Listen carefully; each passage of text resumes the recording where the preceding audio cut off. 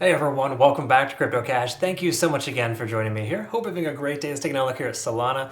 Pulling back a bit aggressively, but it's also pulling back with the rest of the market too. So really nothing to be concerned about. While it did break out and pretty much was ready to rock and roll, unfortunately Bitcoin had another thought there and decided to sell off by about 5%. So to me personally, seeing Solana down almost 3% versus majority of the other markets looking pretty poor here today.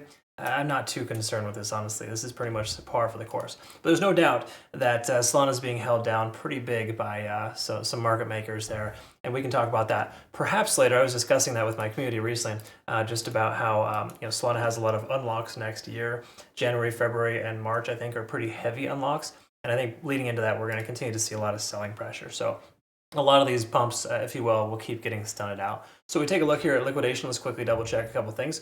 Recognize that there is still liquidation on the downside as low as about 209/208. So we see the price pull back. We could very well see that low $2 range.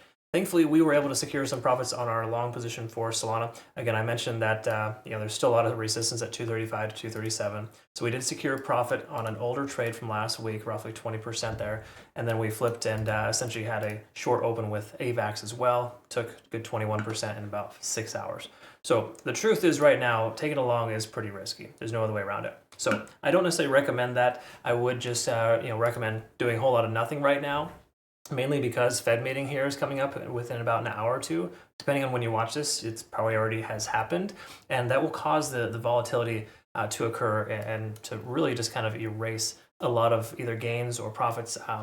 It's crazy with these events. They'll typically sweep both upper and lower areas of liquidation. So just be ready for that. Please close out your trades leading into it. I've recommended to my community to make sure that you don't have any trades open leading into it, or if you do, low leverage, low position size if possible. We technically have a long position open with BNB, but it's been holding its range very well, and I still think it's going to break out.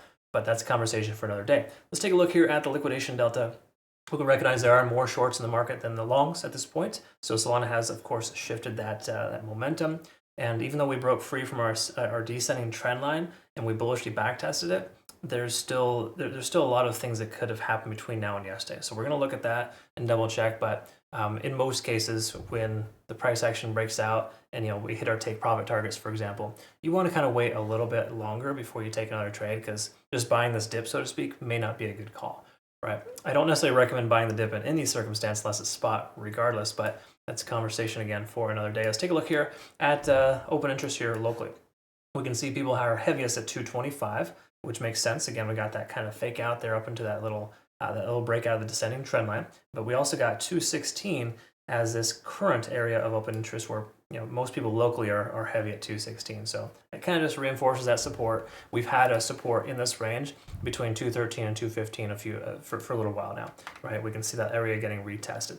But generally speaking, when you break above the 20 and the 50-day SMA, you're supposed to be able to see sustainability and the price continue higher. But a lot of altcoins right now are on the razor's edge, so to speak, where like any kind of if Bitcoin just sneezes a little bit, then a lot of them will rip down. So again, if you're going to take shorts, that's probably a better consideration at this moment. But again, on the same accord, as soon as you flip short, market makers like to push the price action higher up and go long. Okay, so you got to recognize that's why low leverage, low position size is king, and you want to make sure that you're not over leveraging and using too much of it, because a lot of folks are getting just absolutely hammered right now because of it. I only recommend 5x leverage on altcoins, and I 10x Bitcoin and ETH. That's just my preference. But again, the margins that I work within are smaller and tighter, but it's the only way to really trade right now. You can't just hold things open for forever, especially with high leverage. That's just bad news.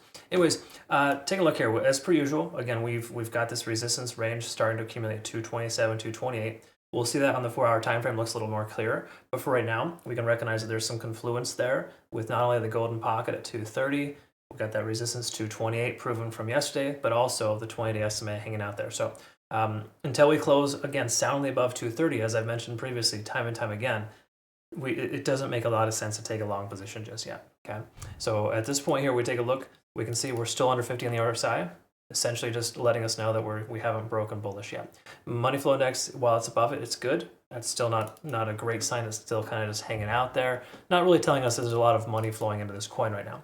Yesterday we had high volume that definitely looked like it was ready to break out, but unfortunately, again, Bitcoin sold off by about 5% from 108.4 to a low 103K range. And that's going to be significant enough of a movement to stop or stunt any type of potential growth. Majority of altcoins yesterday just got destroyed last night, but they were doing pretty well leading into that. So it's a funny thing. Like, a lot of altcoins are responding really well. I feel like they've bottomed out for the most part, but they're still like suppressed right now. Okay, so just be mindful of that. 4-hour time frame, quickly to recognize we're above, we're below these moving averages. Again, yesterday we were above them, which was a positive. Essentially, we was able to get a small move from, I think our long was 220 to 228.88, if I'm not mistaken. We got out just below the price pullback before it did. And at this point here, what we want to look at is the 4-hour time frame. Recognize that we're under 50 on the RSI now once more. Again, maintaining below that level, just generally a bearish sign. Money flow next is right there with it. Stochastic swinging down. I'm venturing to guess MACD is diverging now, which it is. Okay, so we have slightly more indications kind of letting us know that downside is more probable at this point. And we take a look at the hourly time frame. This is also confirming it as well. Okay, so again, to all those who said yesterday, what is it? Well, there's only one person actually, but they make a comment saying this didn't age well. The truth is, folks, if you're not watching the entire video, you're not going to know kind of the overall sentiment of what I'm trying to kind of collaborate or communicate rather. And the whole premise here is that if Bitcoin can maintain its range, which it was supposed to stay in the 107K range, Solana would have continued and broken through this resistance. It didn't. That we hit the old reset button as per usual. Time and time again that happens. So all the more reason here to respect the fact that at this point, for right now, at this exact moment, Solana looks like it wants to continue lower. We have a lagging span free and clear of the price action, conversion line below the baseline, and we're below the cloud. Again, that cloud is hanging out about 220. So the easy way to understand it right now at this given point is that 220 is a tentative little resistance there. Hypothetically, you could short at 220 and find some benefit or success. The only caveat here is, again, we got the Fed meeting coming up here in just a short amount of time, or it may have already occurred by the time you watch this. And if so, if you see the charts look a little janky, that's exactly why. So what is it, 2 p.m. Eastern, 2:30 Eastern is the actual meeting where Jerome Powell starts to give his presentation. Between that time frame, between 2 and 3 p.m. Eastern, you're going to find a lot of volatility. So it's best to avoid that. In fact, I mentioned that here earlier today, planning to wait until after the Fed meeting today to take our next set of trades. Even though I'm leaning more towards a short position with a couple of coins, specifically Bitcoin and a couple of other alts, I'm going to hold off and wait to make sure we get some confirmation first. Okay. So anyways, those are my 2 cents. I hope that made sense. No pun intended there. And that you learned something today. Appreciate you watching. Hope you have a great rest of the day. We'll look forward to seeing the next one. Do not forget to feel free to reach out if you have any questions or concerns. I'm available through my website. You can message me there, or just, cryptocash.tech. Obviously, you can register to become a better trader. But I do have a trading academy, community signals group, things to kind of help get you through these things. And most folks are finding significant benefit, and I want to say thank you for the phenomenal feedback. Thank you. All right, folks, have a good one. We'll see you the next one. Take care.